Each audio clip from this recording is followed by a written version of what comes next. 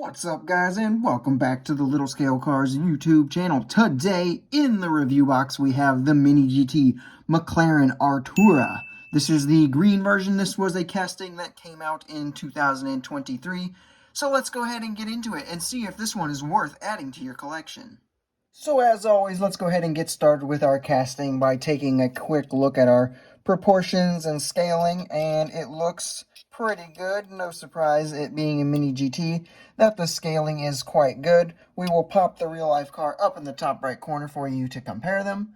So, our main body here is majority metal. There's really no plastic sections that I can immediately identify, except for, I believe these little arch pieces here are plastic. Everything else, as far as I can tell, is metal. Perhaps maybe not the roof. But yeah, pretty good. As you can see, there's a lot of panel pieces. You can see this is an individual piece that connects down here.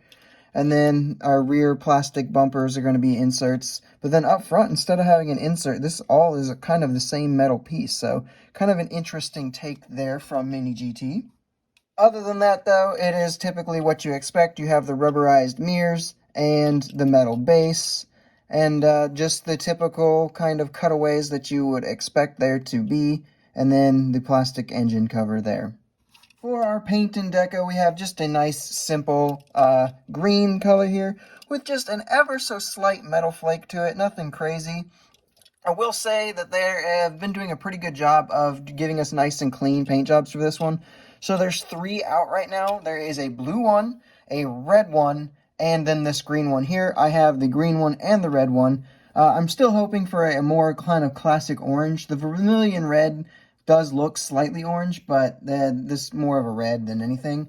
But this green one is pretty nice, and it's a nice classic color for this car. Moving into our details, starting up front, we can see that we do have a little plastic insert for the headlight there, so that does look good. And then this entire assembly is casted in, which just ends up looking really, really nice. You can get some good detail in there.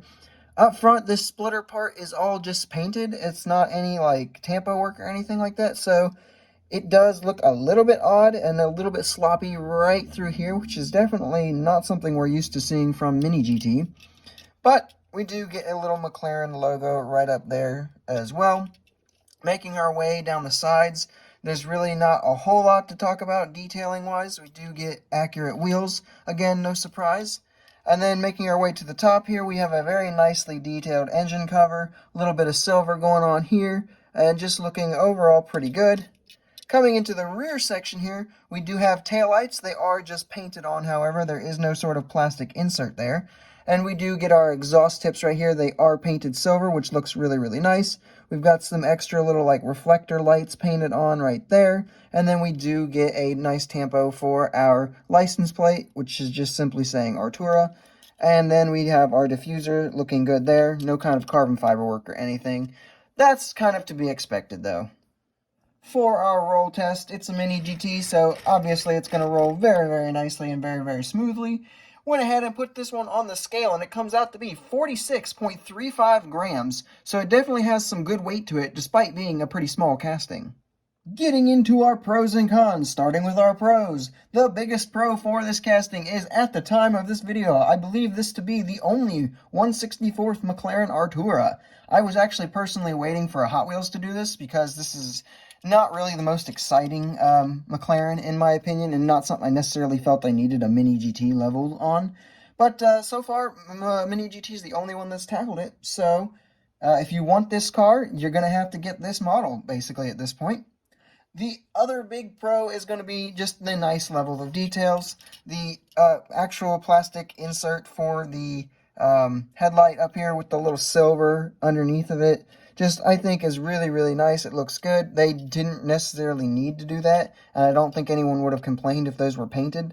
But just a nice little attention to detail that really, really makes it pop just a little bit better. And our cons, though, there is one, and it's one that really made me question picking up this model to begin with, and that is the absolutely massive panel gaps right here and right here. So This one here isn't quite as bad in my opinion, but this one here, I really don't like the way that came out. I know that this car does have the lines in this area, so like it's not exactly inaccurate, but they certainly are not this noticeable and this big, in my opinion at least. I think just engineering the casting ever so slightly differently probably would have been the best. That way we could have gotten a seam more like this back here, where it's, you know, not quite as noticeable as these giant pieces right there. Doing a few quick size comparisons, here we have it with some other McLaren models you might have in your collection, with the McLaren 650S from Kyosho and the McLaren Elva from Hot Wheels.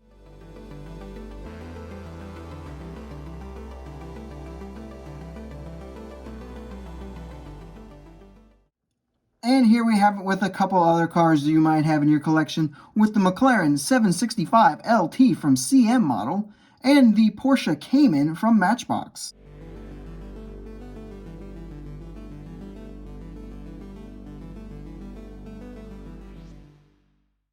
Moving into our final scores. So the hype level for this one was only about an 8.5 out of 10 for me. I talked about I kind of was hoping a different, more budget-friendly brand would do this car, but I kind of gave up on that. So hype level, not super crazy. The execution, I'm going to give a 9 out of 10.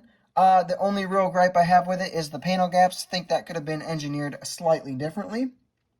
Community input. You guys voted on Instagram. Here is the result.